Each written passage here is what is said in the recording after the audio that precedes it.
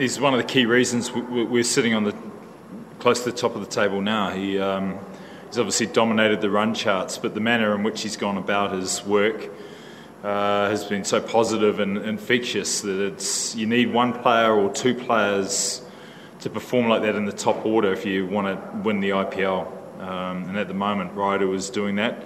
Some other guys like Watson and Rayner and Dhoni are chipping in strongly, but Ryder was certainly leading the way. So we need that form to continue. We need others to go along with him, but it's infectious once someone does it.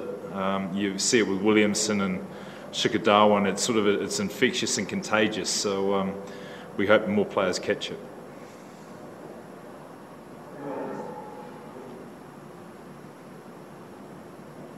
Stephen, are you surprised SRH's bowling side that are really good at increasing the ball? Are you surprised that they went for Yorkers at the 10th more than their slower balls? Yeah, it's a really tough wicket.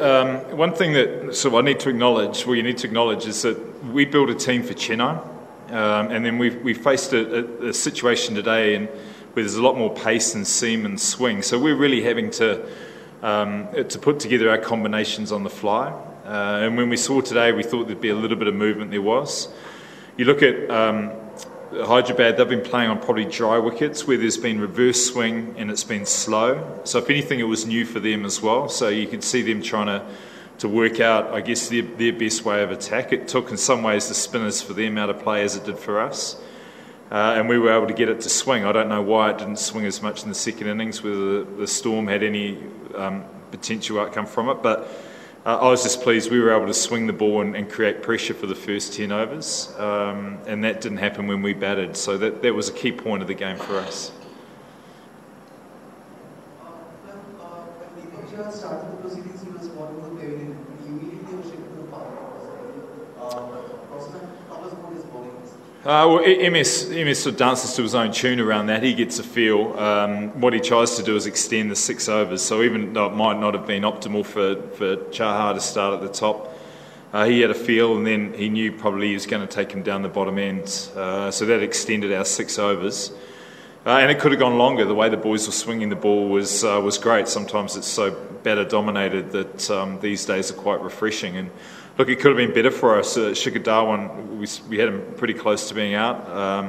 That could have gone our way. Could have been some real pressure. We knew that if we could get Hyderabad 3 down early, it was untested waters for a while. They've been playing so well. But it wasn't to be. And the only thing I really took confidence from was that the last 10 overs, batting seemed to really improve. And the shot making was of high calibre from them, from 2 good players. But I was hopeful that the pitch was going to be conducive to good scoring, and it was.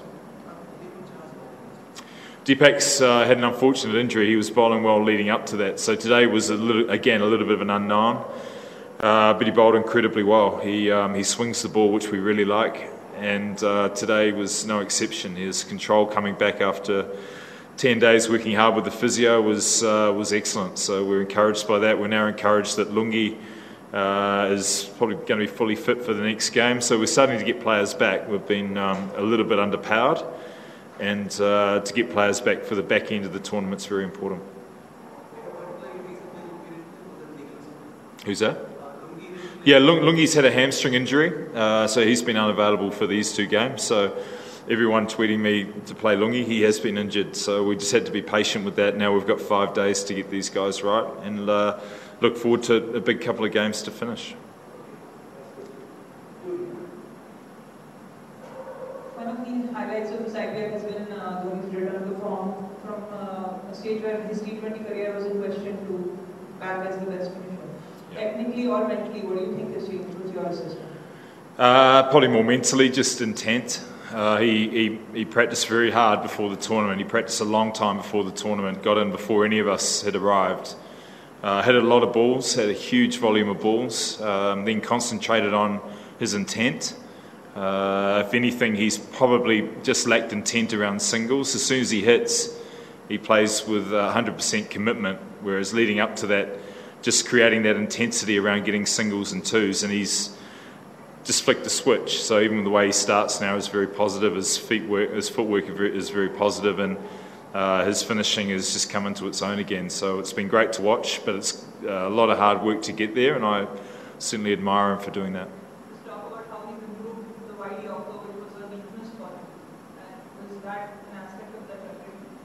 It's a weakness for most players, but it's an aspect of his balance. More so his decision making. He is now so clear of thought and so content with his mental and physical presence at the crease that he can access most areas that he used to when he was a bit younger. There was a period where he was having to combat good bowling plans, and now he's done that with good presence of mind and obviously fitness and a strong technique to back that up. So he's almost got a second life. He's incredibly confident about what he can do, and that's always a great thing for us and dangerous for a death bowler.